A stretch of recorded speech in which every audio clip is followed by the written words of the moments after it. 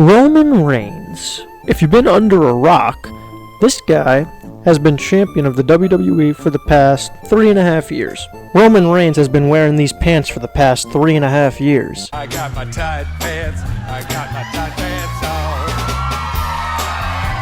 on. This man has essentially created his own era in the WWE. He's not on TV very often, but when he is, he gets most of the time on TV.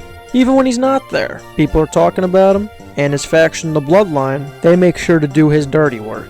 Let's talk about the man who's going to dethrone Roman Reigns and take over as the face of the WWE once he loses that championship. I know this seems pretty obvious, but I still feel like it needs to be talked about. So let's talk about the man who will dethrone Roman Reigns, Top Dollar. I can tell you how I feel, and that's really real. Multi-million-dollar deals, and that's really real. Not chill, but like, imagine if he actually did. That'd be kind of...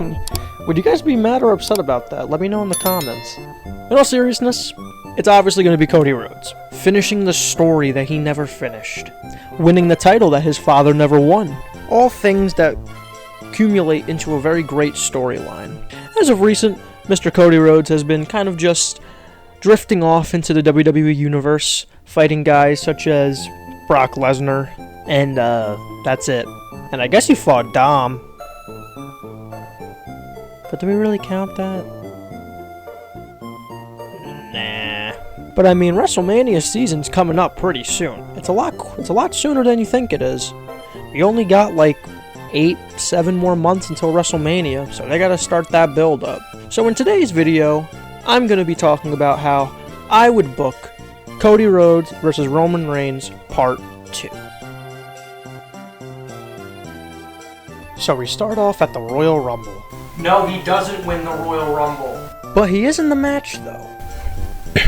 In the build-up to this Royal Rumble, Roman Reigns has asked what's left of the Bloodline to do one thing for him. Have either Solo Sikoa or Jimmy Uso win the Royal Rumble, so he won't have to fight in the main event of WrestleMania this year. It would be an easy, clean finish. Just lay in the ring, take the pin, everybody goes home. So, the actual Royal Rumble. Cody Rhodes is going to be coming in at number 1, and Jimmy Uso will be coming in at number 2. They will stay in this match for a majority of the time. You know, they'll both have their fair share of eliminations. They will both be in the match for pretty much the whole match up until the final 8 or 4 people.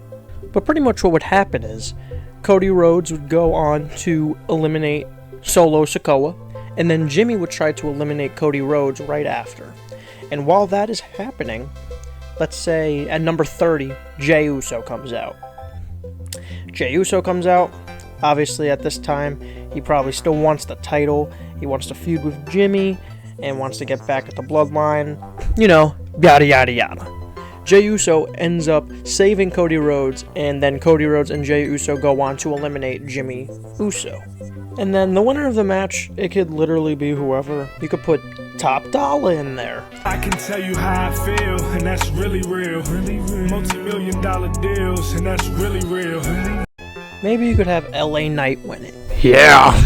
Or, I mean, something that could be pretty cool. For the sake of this storyline, let's say Jey Uso wins the Royal Rumble. And then you might go, well, if Jey is feuding with the Bloodline, wouldn't you want to choose Roman? And you would be correct, but in the build-up to WrestleMania, what would end up happening is Jey would have a bit of a hard time deciding who he's going to face, whether that is Seth Rollins or whether it's Roman Reigns. Now, the reason why he has a hard time deciding who to choose is because he knows he cannot take on the whole Bloodline by himself, and he thinks winning the World Heavyweight Championship would put him into the main event. So, pretty much, winning the World Heavyweight Championship would be a lot easier for him than winning the WWE Championship off of Roman Reigns. But in the build-up to WrestleMania, you always have one premium live event in between, and it's usually the Elimination Chamber.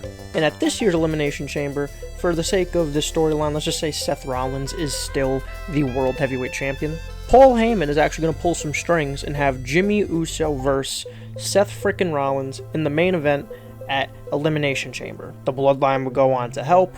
Jimmy Uso would go on to win the World Heavyweight Championship. So, at this point, has still not made his decision, but he will make his decision the week after the Elimination Chamber on Friday Night SmackDown, where he will go on to choose Jimmy Uso to finish his story. He would go on to face Jimmy Uso for the World Heavyweight Championship, the main event of Night 1 of WrestleMania. But this isn't about Jay, so that was a little bit of a tangent. Back to Cody Rhodes. Roman would go on to the SmackDown after the Royal Rumble, and he would go on to explain how he was disappointed in Solo and Jimmy. And maybe he could have one of those tribal ceremonies that they like to have, like one of those gimmicky promo things. Whatever. Roman's gonna keep mentioning Cody Rhodes, because him and Jimmy started the match. Eventually to the point where Cody Rhodes would come out to confront Roman Reigns. Now before Cody could say his famous catchphrase, "What do you want to talk about?" Roman would stop him in his tracks and go, "Didn't I beat you last year? Why should I face you again?" And then Cody would go on to pretty much say that he's right. He has nothing to offer. He has no reason to fight Roman Reigns again, besides for him to finish his story. But Roman doesn't owe Cody that match. So he's going to have to give him a little bit of a incentive to do this match again. So Roman goes, "You have nothing to offer," and the Bloodline starts to leave. But then this is when Cody's pride starts to get in the way. And Cody goes, "I'll put my career on the line." And this catches Roman's attention. Roman looks back, and he looks at the wise man, Paul Heyman. And at this point, Paul Heyman would get a microphone and go on to explain to Cody Rhodes what he has just done. He has put his career on the line. He has put his career in jeopardy. But not only his career, he has put the story that has been in place in his family for generations. For the longest time, Cody Rhodes has been saying he wants to finish a story. And if he can't win this match, he will never be able to finish this story. Ever. So, bada bing, bada boom, the match gets set up. Roman Reigns versus Cody Rhodes, Night 2 of WrestleMania. The Friday before WrestleMania, Paul Heyman goes on to tell Cody Rhodes that he has to wrestle Jimmy Uso in the opening match of SmackDown, and he will also have to go on and wrestle Solo Sikoa in the main event of SmackDown in the same night. So, bada bing, bada boom, he wins both those matches. And right before the show could go off air, Paul Heyman comes back out. And he goes on to explain to Cody Rhodes that he was able to pull some strings with management, and he has turned this match into a no disqualification. Now, the reason why he wrestled against Jimmy and Solo in the same night, and why Paul Heyman announced that stipulation, was so that Cody Rhodes seems a little bit more fatigued. It gives a little bit of doubt into the crowd and into the WWE Universe that he may not win because of how much fatigue his body may be under. Because, I mean, let's be honest, they're definitely going to fight at WrestleMania, and it's very predictable. Obviously, Cody's going to win. But if they do that, I think that's a very good way to put some doubt into the WWE Universe. They wrestle the match, Cody wins. I would highly doubt that Cody Rhodes and Sami Zayn and Kevin Owens are still, together or friends at this point. I feel like that's kind of overdone. That happened last WrestleMania. I feel like something else needs to happen. I think it would just be a lot more impactful if Cody Rhodes beat the Bloodline single-handedly.